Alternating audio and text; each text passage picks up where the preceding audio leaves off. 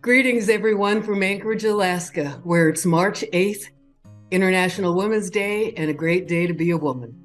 Actually, every day is a great day to be a woman. I am Carolyn Jones, past trustee of the Rotary Foundation of Rotary International and a recipient of the Sylvia Whitlock Leadership Award. For me, the award symbolizes giving credit where credit is due. Back in the 1970s, Sylvia Whitlock became the face of a little Rotary club in California that dared to take on the mighty Rotary International, an all-male organization that had intentionally excluded women from its ranks since the turn of the 20th century. It took 10 years and many levels of the American judicial system before Sylvia and her Rotary Club prevailed. Their courage and boldness to take this step and see it through to the end is the reason why we are all here today. Each and every one of us here is standing on the shoulders of Sylvia Whitlock. But for Sylvia, I would not be greeting you today. This is really a special occasion. Our Women of Honor Award stands before me like an emblem. In fact, I have it standing right next to me. For me, it meant that this journey that I have made in Rotary, sometimes easily and sometimes on a stumbly path, has been worth every single moment of it. It wasn't easy at times. Yes, there were difficulties.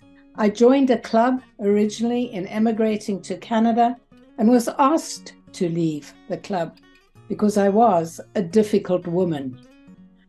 So you overcome those, you look past them, because in Rotary you find a mentorship. And the mentorship doesn't only come from the women around you, it also comes from the men.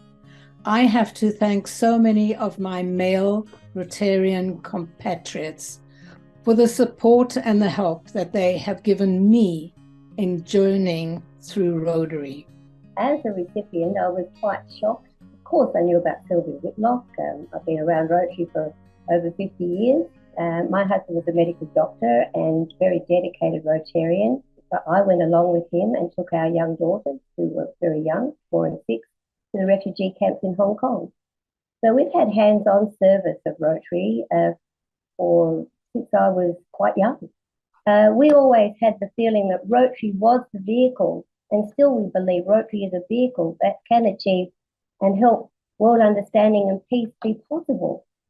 So I just worked along with my husband in Rotary for a lot of years before I was actually a member myself. And so when I came to be a recipient of that award, I was shocked, number one, overwhelmed, number two, and honoured, very honoured, because all the work that other women have done and Sylvia Whitlock herself has done over the years to recognise women and their efforts, but realise that perhaps the efforts that had gone in all these years of working alongside my husband and with Rotary myself had been recognised and appreciated. It's important that we continue with this, that we must continue the mentorship of the women that are coming in our footsteps behind us. Thank goodness there are so many women doing that now. We were so thin on the ground in the beginning, but now we stand together in a forest of women, and it's exciting. It's exciting to see. We need to be there together.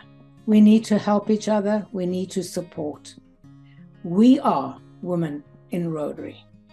I think that it is important to recognise everybody's efforts, and as women are, I think it took a long time for women to be accepted as Rotarians, and one of the neighbouring clubs to where I live, and this is in a Western society in Perth in Australia, they've only just started to accept women into their club, more than 30 years down the track of women being able to join Rotary.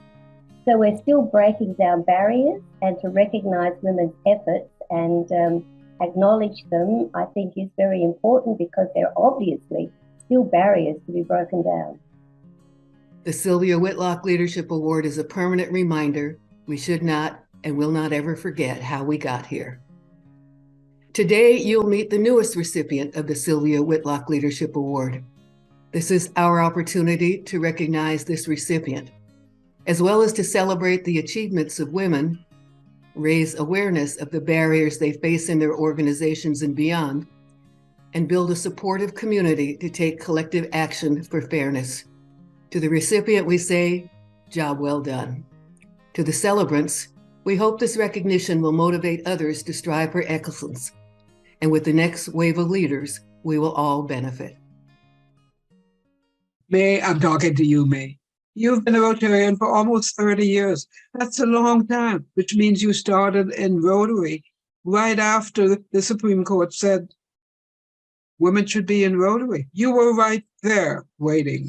And I've looked at the things you've done for girls, so the work that you've done in the schools to keep girls in school during menstruation time and so on. You know, we say menstruation today. We never used to say it when I was a little girl in mixed company. But we can say it, and it's okay because we're working with those girls. So I congratulate you for the work that you're doing with blind people, for the ones you're doing with girls in school, for the ones you're doing with the girls in Nepal. You've had outstanding business awards, which means obviously you're not sitting still. You're doing something that's coming to someone's attention. And so I congratulate you heartily from the bottom of my heart. You are why we want women in Rotary, because there are women like you, a lot of women like you, that move the world. I need to say thank you. Rotary International built a nice platform that people to join here, to make friends, to do services together and learning from each other around the world. And the most of all, the most important, you can stay here lifelong. And I feel is real excellent platform for women too. Yes. Do you know that? Why we need to increase women in Rotary? You know, the global population is divided equally between male and female. The ratio of men and women in Rotary is 75 to 25. You can see the proportion of female members has been increasing, right? But there is still a big room for growing. Since we just only 34 years, right? Compared to Rotary history, right? So we have 25. Now we have 25. We still a big scale. We can reach that target. And you see, just in our districts, 4 ladies. 4 ladies, district governor, much younger than me. This year, our district governor, Wendy, she's just 46 years old, from Rotary Act. And to act as a district governor, I started to be a volunteer when I was a student at a young age. And I feel I was born this way with commitment and responsibility as a human being. In 2021, I decided to set up a new club. I made a decision to lead by example. And when it was chartered, the club members were all non-Rotarians. And most of them, they are young generation. Our average age just 43. And our focus is on the field of environmental protection. Of course, the other I need to mention about him. Past President Gary Huang. He always positive thinking, inspire, motivate, encourage. He organized our club. And when we chartered, we have 93 old ladies.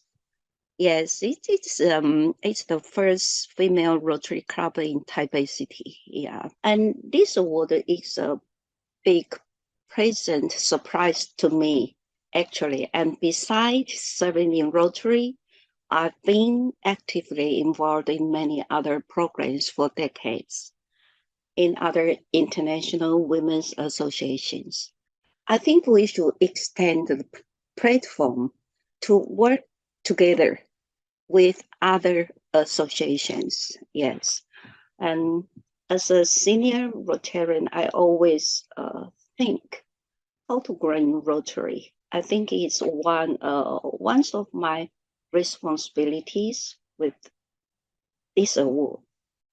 I should work harder to play my role. Rotary International motto is service above self. The Rotary Foundation's motto is doing good in the world. I think it's a very good time for us to promote DI nowadays. In Rotary, if we meet something, I always tell them it's nothing right or wrong, good or bad, just differences. We can learn how to work as a team while keeping mutual respect.